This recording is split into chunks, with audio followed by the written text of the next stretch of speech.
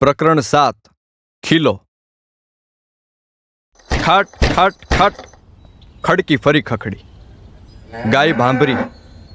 નળિયા પરથી ચકલીઓનું ટોળું ઉડી ગયું. પાનીનું શરીર ડરથી ધ્રુજી ઉઠ્યું. એ મૂંગી મૂંગી રડવા લાગી. આ તરફ રામબાઈ થોડી નીચી નમીને ચૂપચાપ ગાય તરફ ગઈ.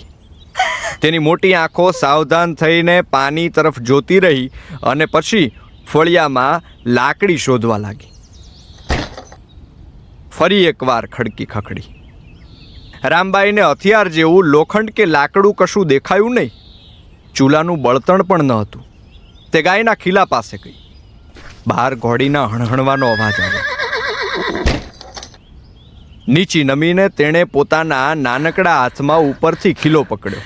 હે નાથ, તે ધીમેથી બોલી અને જમીનમાં 3 ફૂટ ઊંડા નાખેલા સાગના લાકડાના ખીલાને બહાર કાઢવા આગળ પાછળ ધક્કો મારવા લાગી.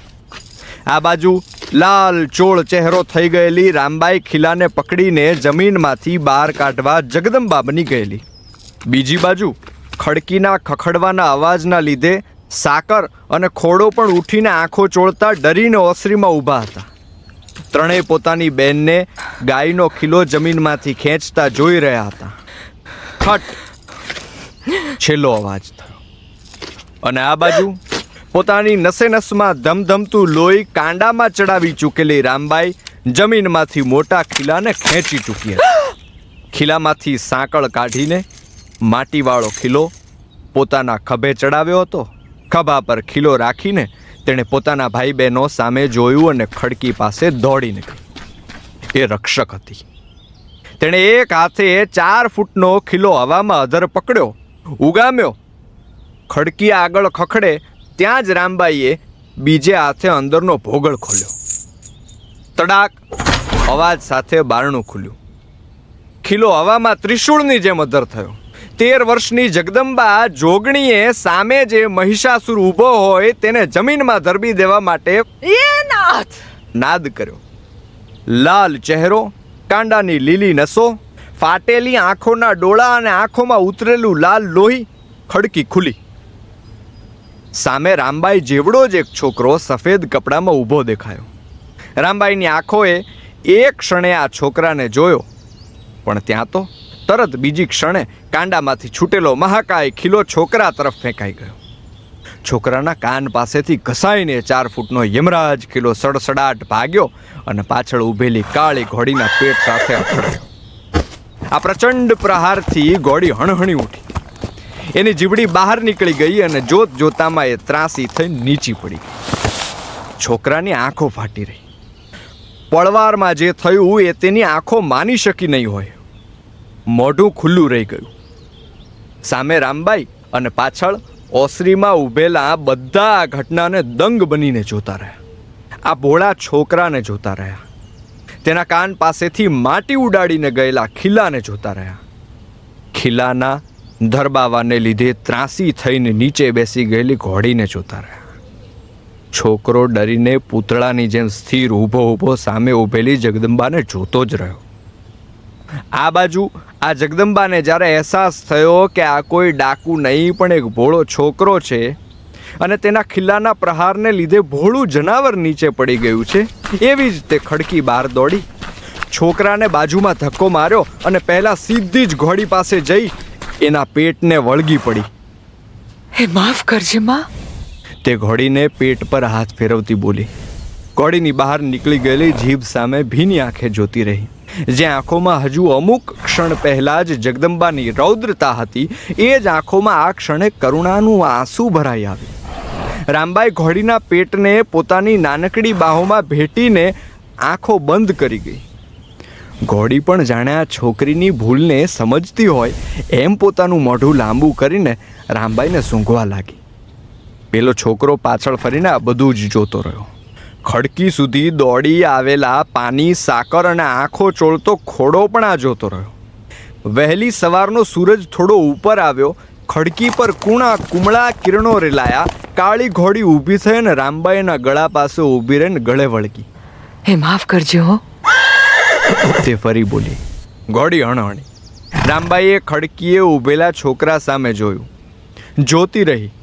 15 વર્ષનો તરુણ, પીળા કિરણોમાં ચમકતો તેનો ચહેરો, ઘઉંના દાણા જેવો રંગ, કાળી ભમ્મર જેવી ભોળી આંખો, આંખે આંજેલું કાજળ, માથે કોપરેલ નાખીને ઓળેલા વાળ, હજુ તો મૂછના દોરા ફૂટેલા. રામબાઈ જેવો જ પાતળો પણ ખડક જેવો ખડતલ. રામબાઈ જેટલો જ ઊંચો, શરીર પર વૃદ્ધો પહેરે એવું ગળી કરેલું સફેદ ખમીસ, ખમીસ પર ઉપર ગળા પાસે એક બટન, નીચે સફેદ ચોરણી, પગરખા વિનાના ખુલ્લા પગ. કોણ છો ભાઈ તમે? ખડકીનું બારણું પકડીને ઊભેલી પાનીએ પૂછ્યું, પણ છોકરો તો રામબાઈને નિરખી રહ્યો હતો. રામબાઈની તડકે ચમકતી નીલી આંખોને જોઈ રહ્યો હતો. તે સાંભળે નહીં. એ ભાઈ, તમે કોણ છો? નાનકડો ખોડો મોટેથી બોલ્યો. ખોડાનો તીણો અવાજ સાંભળીને પેલો છોકરો ઝબક્યો. તે રામબાઈ સામું જ જોતો બોલ્યો. વીરજી, તે બોલ્યો. રામબાઈએ વીરજીથી દૂર જોયું અને ખડકી તરફ અંદર આવી. ફળિયામાં ખીલા વગરની ગાય આમ તેમ વરતી હતી. રામબાઈએ ખીલો હાથમાં લીધો અને ખડકીની અંદર જતી બોલી, એ માફ કરજો હો. અમને તો એમ કે કોક ડાકુ લૂંટારા હશે. વીરજી હસ્યો. રામબાઈએ ગમાણ પાસે જઈને ખીલાને ખાડામાં મૂક્યો અને આસપાસની માટીને દબાવવા માંડી. અંદર આવો આવો ને ભાઈ. પાનીએ વીરજીને કહ્યું. બધા અંદર ઓસરીમાં આવ્યા. સાકરે ઓસરીમાં ખાટલો ઢાળ્યો. વીરજી બેઠો, હાશકારો થયો. હાલ ગાવડી, હાલ ખીલે, આ તો મહેમાન છે. રામબાઈએ ઓસરી પાસે ઊભેલી ગાયને ખીલા પાસે બોલાવી. ગાય દોડીને ખીલે આવી. એ મહેમાનને પાણી દેજો કોઈ. રામબાઈ સાંકળ ખીલામાં ચડાવતી બોલી. ગાય રામબાઈને સૂંઘી રહી. ખોડાએ રસોડા પાસે રાખેલા માટલામાંથી કળશો ભરીને પાણી લીધું અને વીરજીને આપ્યું. વીરજી ઊંચેથી કળશો પાણી પી ગયો. સાકર ઉંબરામાં બેઠી પાની ખાટલા પાસે ઊભી રહી. ખોડો ખાટલાની પાછળ ભીંતને ટેકે બેઠો. રામબાઈ ગાયને બાંધીને આવી અને વીરજી સામે જોઈને પૂછ્યું, આ ઘોડીને પાણી પાઉં? ના ના, હું રસ્તામાં નાડું આવે છે ત્યાં પાઈને આવ્યો છું. એ તો બહાર ઊભી રહેશે. વીરજીએ કહ્યું. રામબાઈ ઓસરીમાં આવીને થાંભલીને ટેકે બેઠી. કયું કામ તમારું? પાનીએ વીરજીને મલકાઈને પૂછ્યું. આમાપુર. વીરજીએ કહ્યું. આગળની ઓળખાણ પૂછવા કરતા રામબાઈ ઊભી થઈને બોલી, લ્યો, હું થોડો ચા મૂકું. ના ના, રેવા દ્યો. વીરજી બોલ્યો. એ ગાવડીનું દૂધ પીહો તો 2 ઘડીમાં દોઈ નાખું. લે ના, કાંઈ નહીં હાલે. લે એમ કેમ હાલે? તમે શેઠ પલેથી ઘોડી હાંકીને આવ્યા છો ને? ના ના, આમાપુર આગું નથી. હું પેલાપુરમાં નીકળ્યો તો થોડીક વારમાં અહીં આવી ગયો. વીરજી બોલ્યો.